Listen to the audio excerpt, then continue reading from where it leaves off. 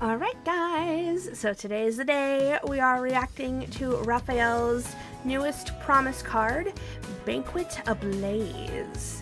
So I was like a tiny bit spoiled on this card.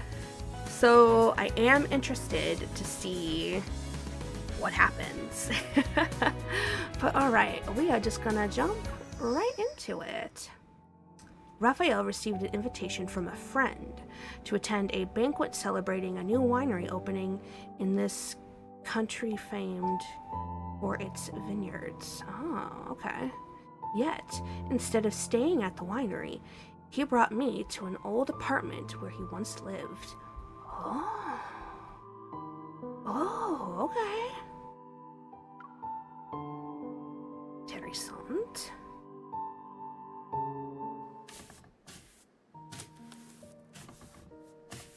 Phew, now it actually looks livable. With the dust and clutter swept out, fresh air drifts into the tiny apartment at last. After another round of scrubbing the floor, I plop down to rest. My gaze lands on the paint-covered ceiling and walls. Rafayel said he lived here before. Did he create these paintings himself? Although the paint has been peeled and faded with age, I can still make out the bold colors and untamed brushstrokes. They're kind of similar to Raffael's style, but there's something different about them. What you looking at? I'm just admiring the art. A familiar face appears in my line of sight. I grab his sleeve, point to the walls, and share my thoughts. Ah, I see. You know, your artistic intuition is sharper than 99.8% of the world's population by now, Master.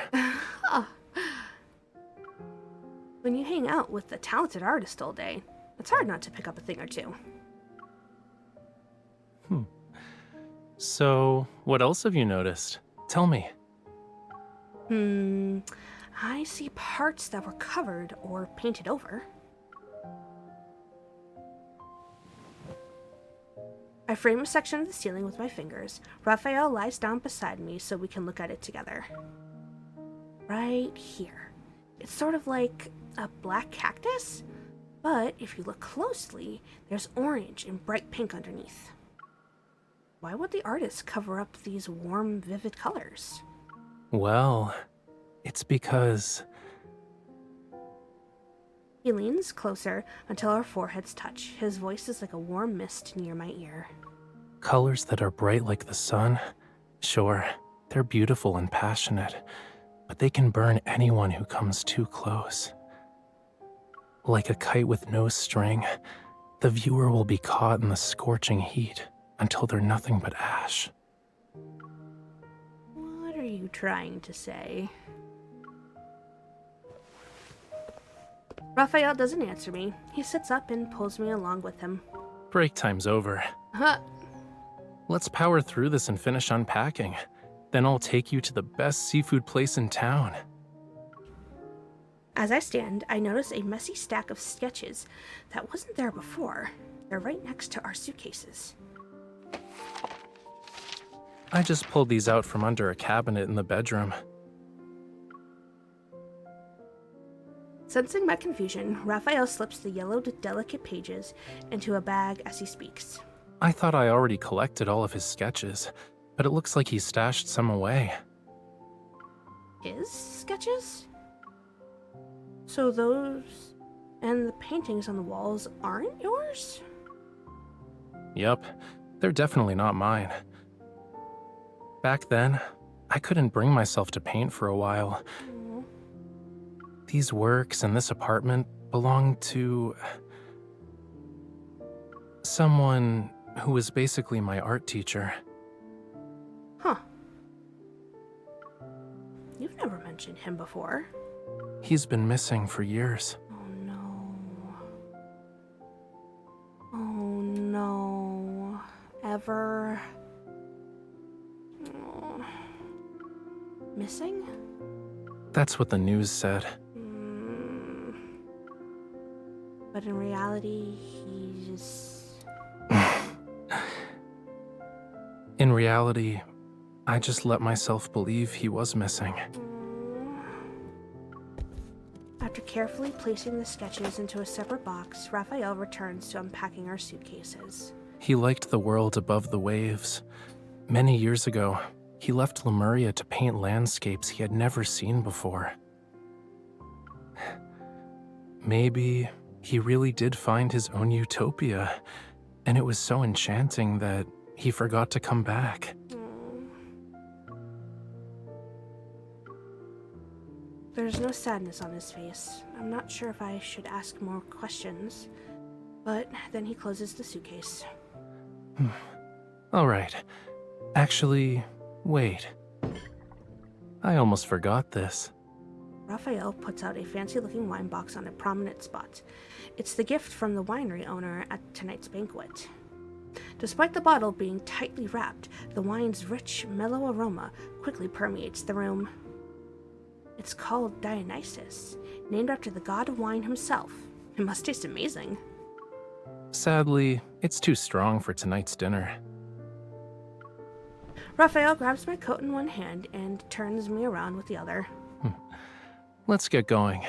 We'll pick out something more suitable once we're at the restaurant.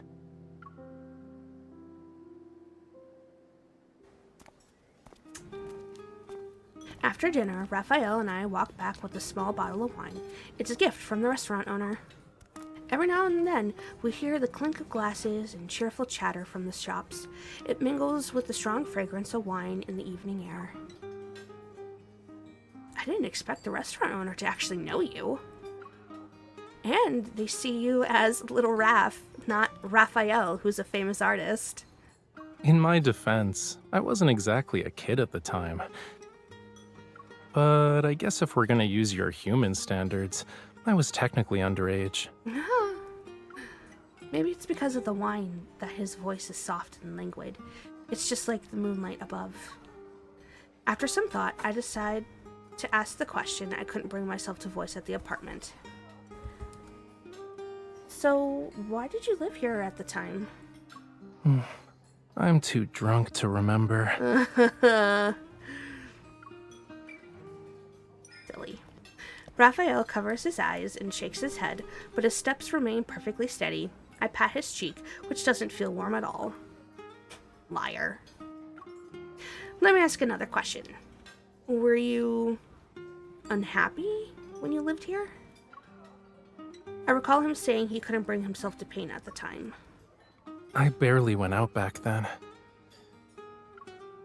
He unplucks an unknown flower from the vines of a nearby wall. The old butler who accompanied me was worried. He thought I might run into trouble, so he asked me to stay inside. The butler? The butler? But my teacher was either painting or drinking. He spent 12 hours doing one thing, and the rest of the day was spent doing the other. Sometimes he'd bring me to the bars. We'd go from the eastern coast to the western coast.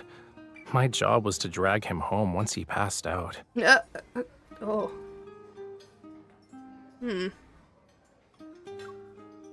Wow. You were a caring underage fishy. Yup. While he drank, I just stood outside and watched the world go by, one coast at a time. Was it beautiful?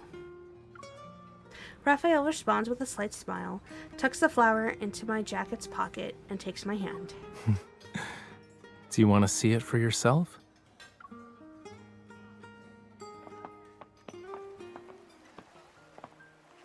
Following the path through rows of grape arbors, we arrive at a secluded coast.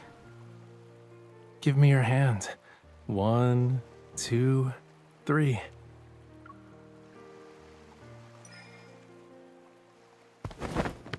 Up we go!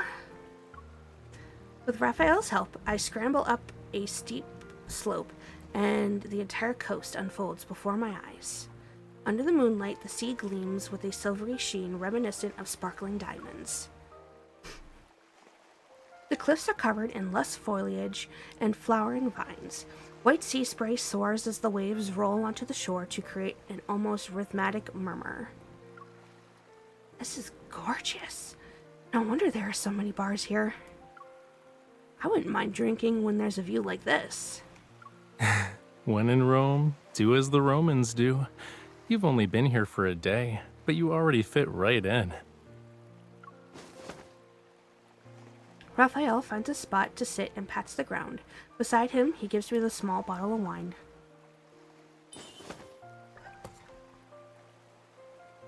The scenery used to be more beautiful than this.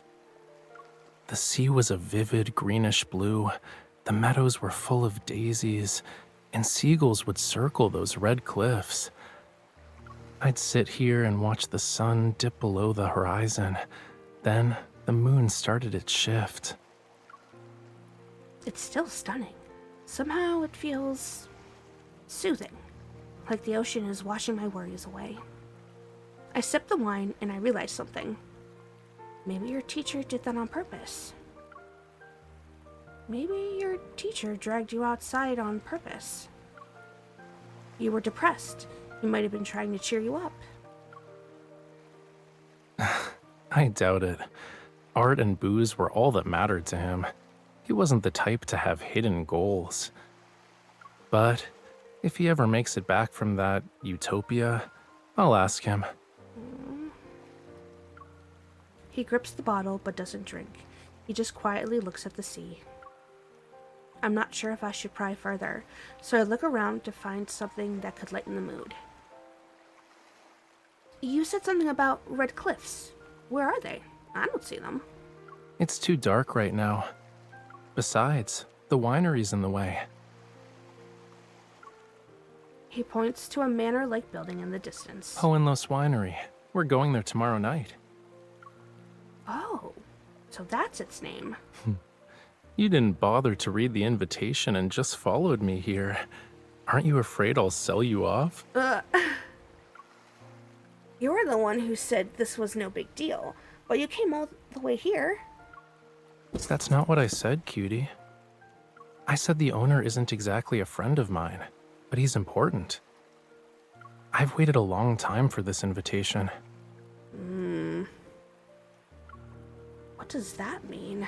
Oh. I have a suspicion.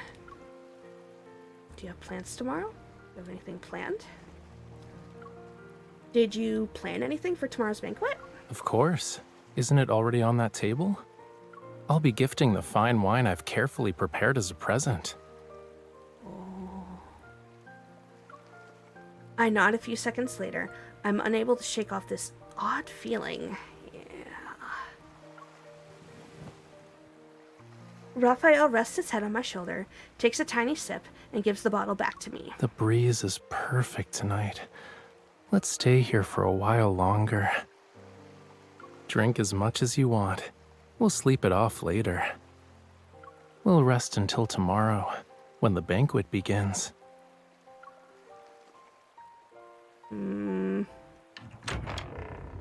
Oh.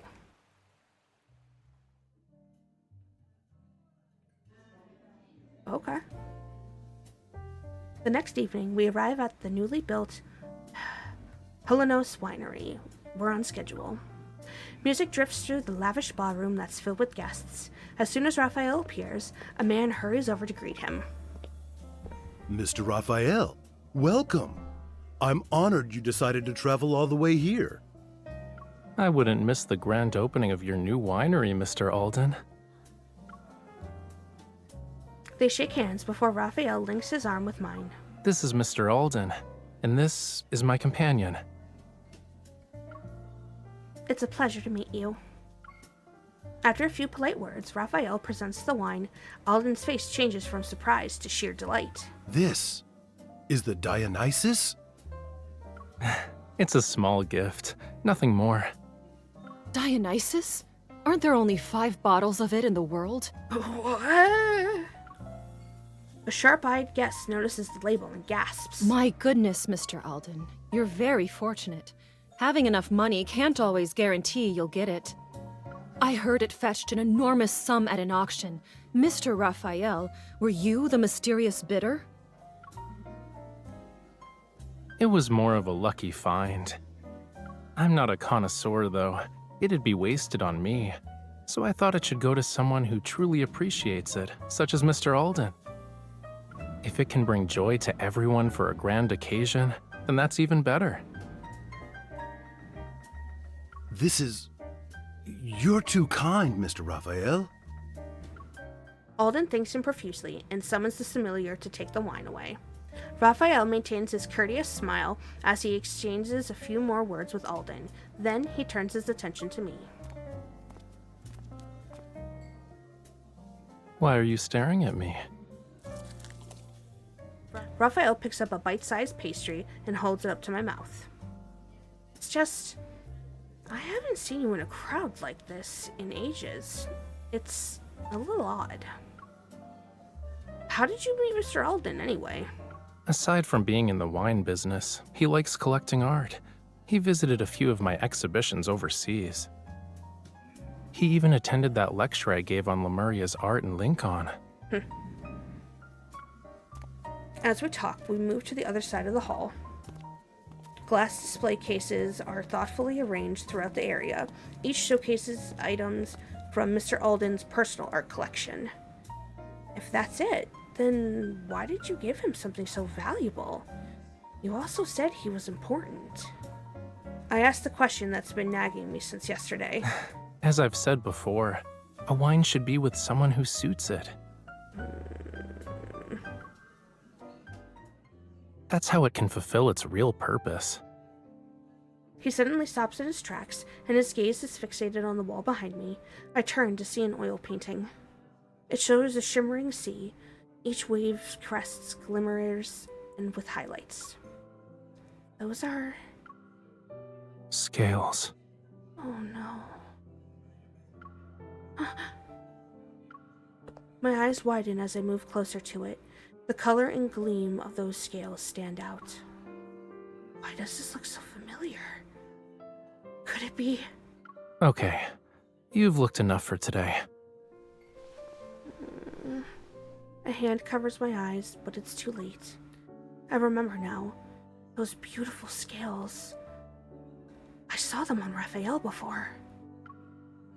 A horrifying thought surfaces in my mind. I open my mouth, but no words come out. You knew that your teacher never made it to any utopia. Yes. The brilliant light in the hall hurts my eyes. Raphael remains calm, however. He was lured into a deadly trap by the two things he loved the most. Then, he was burned to ashes. Oh my god. Raphael. All the puzzle pieces click into place. Why Raphael came here, why Alden matters so much, and that wine, it isn't just a gift, right? Wherever Dionysus goes, madness and death follow. Yo. He tempts mortals with the world's most sublime wine. They'll sink into its sweetness before resting in blissful oblivion.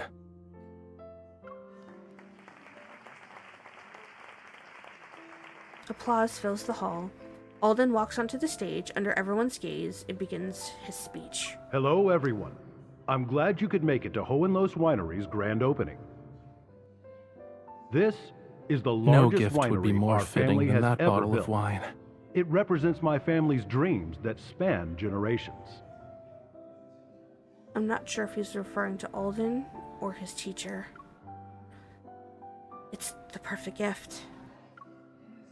Those who were wronged will find peace, and the greedy will be judged.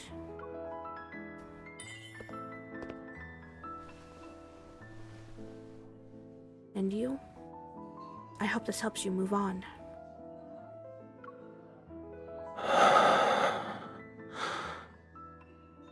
I'd like to give special thanks to Mr. Raphael. He has gifted us a remarkable wine for this celebration. The spotlight suddenly moves as Alden raises his glass to Raphael. The bottle of Dionysus sits on the table beside him. Let's make a toast, everyone.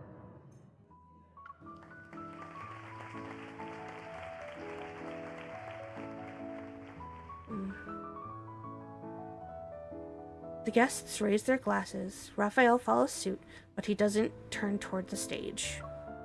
He lowers his gaze to the golden liquid. It's as though he sees a memory within it. Cheers. He clinks the glass against an invisible one. I hear him murmur something in Lumerian. I'll come in, Nova. What did you say? I said, He gently clinks his glass against mine. bon voyage.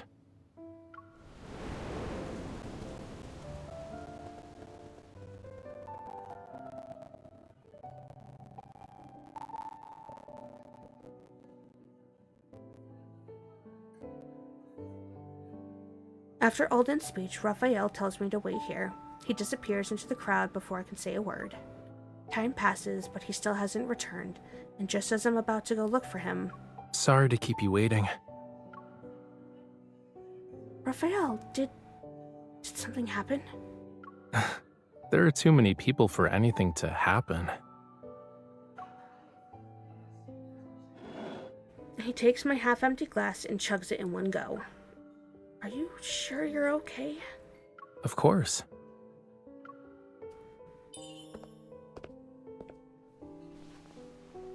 I don't like this place. Can we go home? No. Raphael looks out the window. Muffled thunder rumbles behind the clouds and lightning flashes. I want to go to the beach. Must be just like a slow-acting poison. Dark clouds loom overhead, waves roll in, and the waters rise past our ankles. Raphael pulls out a tiny vial from his pocket. Something inside it shimmers faintly. Scales. He must have gone back for them when he told me to wait. Do you remember what I said, cutie? Life that's born in the sea ultimately returns to it. We find a different kind of eternity in the ocean's depths. A gentle flame envelops the vial as Raphael kneels and puts it in the water. The waves carry it away until the tiny ember vanishes at the point where the sea meets the sky. A long time ago, he was the one who helped me leave this place. Are you talking about your teacher? Yeah, he kept just enough money for one final drink. He used the rest to buy 2 new identities for me and the old butler, and the tickets that had let us leave. He looks at the winery in the distance. Silhouettes dance across the windows like scenes from an eerie play. Now, I've finally returned the favor. I gave him a proper goodbye. You did. Do you want to dance?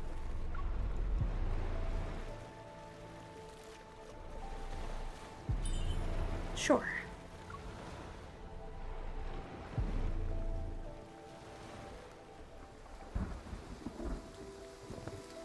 Before we know it, it's pouring. But we keep dancing. Our clothes are soaked, the waves rise and wash over our legs. The world is full of things that can swallow you whole if you let them. I need to find an anchor.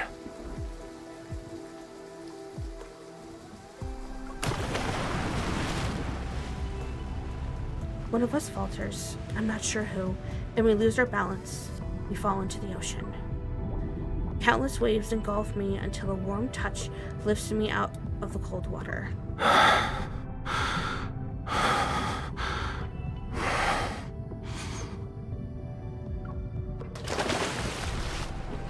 His hands touch my waist, and he pulls me up just before I sink. Raphael rests his head on my shoulder.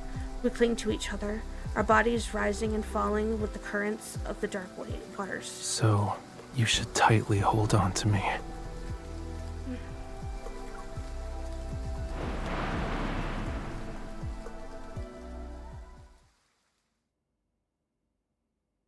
Half a month later, jeez. Alden, the owner of Hohenloos Winery, was discovered in a barrel of his own wine this morning. He had drowned. Oh! There were no no signs of foul play at the crime scene, and the police have initially ruled it as a suicide. What the hell? Drowning himself in a wine barrel? That is a hell of a way to supposedly take yourself out. Gentle daylight filters through the curtains and spills across my open book. A blue ocean under the sun spans the page. Change the channel. I thought you weren't watching it. On Raphael's lap, I respond. I was listening. You're so bossy. Soothing music fills the room. Engrossed in our own quiet tasks, we lean against each other. The stormy night and everything that happened at the winery gradually fades from our minds. It's like clouds giving way to clear skies. After a while, he speaks. Are you afraid? Of who I am, I mean. Is that why you brought me to the winery? You wanted to see my reaction? I won't deny that was part of the reason. Come closer. Then I'll tell you. As he lowers himself, I wrap my arms around his neck and plant a chaste kiss on the corner of his lips. When we pull away, I notice an unusual gleam in his eyes. Does that answer your question? Aww. I mean, dude totally deserved it. Honestly, damn, I'd be curious as to, what he actually... It must have just been, like, a slow poison. That, like, the more he drinks it, the more he gets got. But, yeah, guys, that was a good card. I liked it. Just a small, short little tale. But, like... I appreciate that MC can 100% get behind him, because I could. I do. I think he's 100% in the right, honestly. But yeah, guys, if you liked this card as much as I did, please be sure to give it a thumbs up. And remember to subscribe to the channel if you want to see more content like this in the future. I don't have anything currently planned after this video because I'm been all caught up on materials, but trying to think. With release schedule, I think we're going into a rerun soon, if not next, and then there might be something after the rerun, question mark, can't remember. But yeah, guys, I hope you all have a great rest of your day. I love you so much, and I hope to see y'all in the next one. Bye.